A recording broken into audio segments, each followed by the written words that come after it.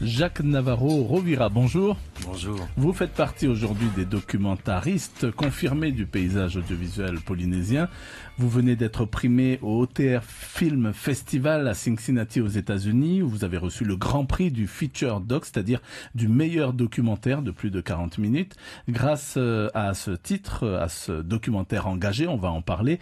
Alors on danse. Vous étiez en compétition avec, alors au départ on peut dire plus de 500 films, puis 50 films donc lors de la finale entre guillemets donc de la compétition. Alors on ne vous présente plus, mais on va quand même le faire en quelques dates. Vous vous installez à Tahiti en 1995, vous vous positionnez rapidement comme producteur et réalisateur de programmes auprès des diffuseurs locaux, RFO, Polynésie Première, TNTV, à travers Beau Geste, votre société de production, membre fondateur et président de l'association tahitienne des professionnels de l'audiovisuel. Vous vous spécialisez dans la production et la réalisation documentaire à partir de 2006. Alors parmi vos films documentaires, Yaorana Gauguin, photographie d'un retour, un 52 minutes, Horo'a Le Don, un 26 minutes qui remporte le grand prix du jury du FIFO 2008, Marquisien Mon Frère, un 52 minutes, on va pas tous les citer. Au total, vous remporterez 5 prix du FIFO. Alors, de quoi parle votre film Alors on danse, qui vous a permis de décrocher ce fameux titre prestigieux? Alors on danse est un film militant pour la cause du handicap. Il parle de l'utilisation de la danse contemporaine et du Ori Tahiti comme thérapie pour le handicap moteur. D'où vous est venue cette idée? Alors, j'ai une très grande amie depuis très longtemps à Paris qui est professeure de handi-danse, donc la danse pour les personnes handicapées. Et ça faisait très longtemps que je voulais faire un film sur son travail, qui est un travail magnifique. Mais ça m'aurait obligé à partir en métropole pendant plusieurs mois, ce qui n'était pas possible. Et j'ai eu cette idée de la faire venir ici à Tahiti avec son assistante pour faire un masterclass auprès d'une danseuse contemporaine locale, en l'occurrence Marion Fein, et un danseur polynésien local que tout le monde connaît, Tuari Traki, pour les former à l'enseignement du handi-dance. Et à la suite de ces 3 semaines de masterclass, elle rentre en métropole et Marion Fein et Tuari Traki prennent le relais, continuent à donner des cours de handi-dance à de jeunes handicapés de la fraternité chrétienne et conçoivent avec eux un spectacle chorégraphique qui sera donné ensuite au Petit Théâtre. Alors, de quelle manière, je vous interromps un instant, mais de quelle manière est-ce que la danse peut réussir à servir de thérapie auprès des personnes handicapées? Alors, la danse est d'abord sans doute le premier acte de communication humain. Non verbal. On a commencé par bouger son corps pour montrer des émotions et éventuellement parler avec son corps. Et puis, c'est une activité artistique, auquel n'ont pas souvent accès les personnes handicapées. Donc ça leur donne accès à une activité artistique. Et puis, ça les sort des exercices souvent pénibles qu'ils font à l'hôpital ou chez les rééducateurs, etc., etc. Et tout d'un coup, comme le dit cette professeure de handi-dance parisienne, le corps douleur devient corps plaisir. Et c'est facile à mettre en place? Parce que, en fait, là, dans le documentaire, vous montrez quoi? Vous insistez sur quoi, précisément? Alors, on insiste sur, d'abord, je crois, l'aspect profondément humaniste de la démarche. C'est vraiment une démarche de partage et de prendre conscience et de donner un regard nouveau sur les personnes handicapées, parce qu'elles sont... grâce à la danse, en fait, de handicapées, elles deviennent handicapables. Ce qu'a dit une des élèves handicapées qui a participé à ce truc. Donc on insiste beaucoup sur, en fait, la notion de changement du regard des autres sur le handicap, à travers tout ce qu'ils arrivent à faire grâce à la danse, certains gestes que aucun médecin n'aurait pu imaginer qu'ils pouvaient faire, et grâce à la danse, ils y arrivent. Dans cette thérapie, on peut dire que la moitié de la réponse, justement, elle est apportée par le regard des autres? Oui, et en même temps, eux-mêmes font la démarche de dire font ce qu'il faut pour qu'on dise, mais regardez ce qu'ils arrivent à faire, en fait, c'est formidable, quoi. Et ils arrivent à atteindre une grâce qu'ils n'auraient pas pensé à obtenir. Et c'est cette démarche qu'ils font eux-mêmes de dire, voyez ce qu'on est capable de faire. Donc arrêtez de nous regarder comme de travers ou d'avoir pitié de nous, ou d'avoir voilà. C'est donc ça un petit peu l'important du film. L'essentiel de ce film a été tourné où? Pratiquement en totalité à Tahiti, et notamment au Conservatoire artistique territorial, que je remercie au passage parce que de nous avoir proposé leur salle.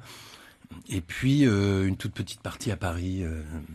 Y compris les acteurs, si on peut définir ainsi, ce sont des locaux. Voilà, les protagonistes sont à part les deux danseuses, deux professeurs de handi-danse parisiennes, les 80 autres protagonistes sont polynésiens. C'est un film qui a été sous-titré pour que le prix, ce film qui a été primé au festival, au Théâtre Film Festival, et donc il y a eu quoi, un sous-titrage? Voilà, alors en fait, le film ayant été sélectionné en compétition au FIFO, tous les films sélectionnés en compétition au FIFO sont automatiquement sous-titrés avant le FIFO pour que tout le monde, tous les spectateurs et ainsi que les anglo-saxons puissent comprendre, y avoir accès, quoi. Donc ce festival, c'est un peu FIFO mais à l'américaine. Voilà, c'est un petit peu un FIFO à l'américaine, avec sans doute plus de catégories que de films qu'au FIFO. Il y a les short docs, le FIFO commence à en avoir plusieurs. Et puis ce festival,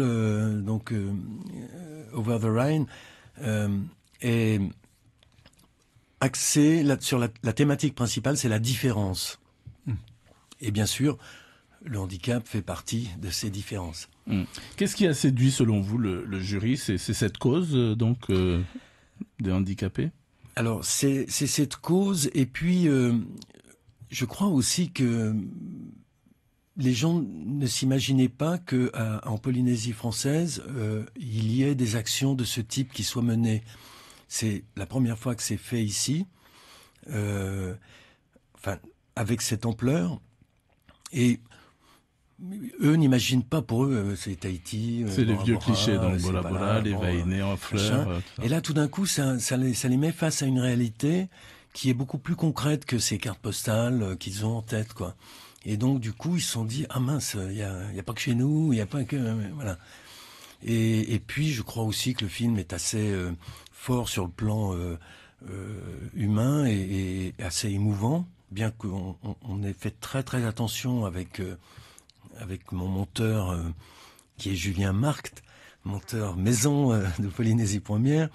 On a fait très attention de ne pas tomber dans le voyeurisme ou dans le pathos, et de rester vraiment, c'est un exercice difficile d'ailleurs, parce qu'il y a des moments qui sont très très émouvants.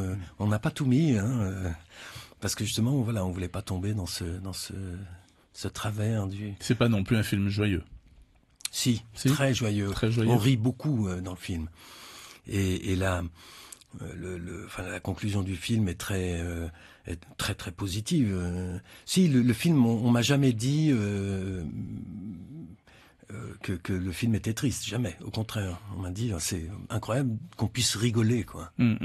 Il existe d'autres causes qui vous inspirent ou dont vous aimeriez, par exemple, vous inspirer pour faire un autre documentaire ici en Polynésie?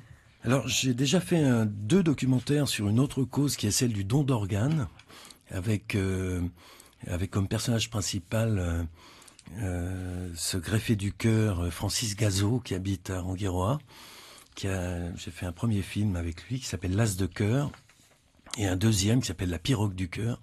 C'est quelqu'un qui fait des actions en faveur du don d'organes.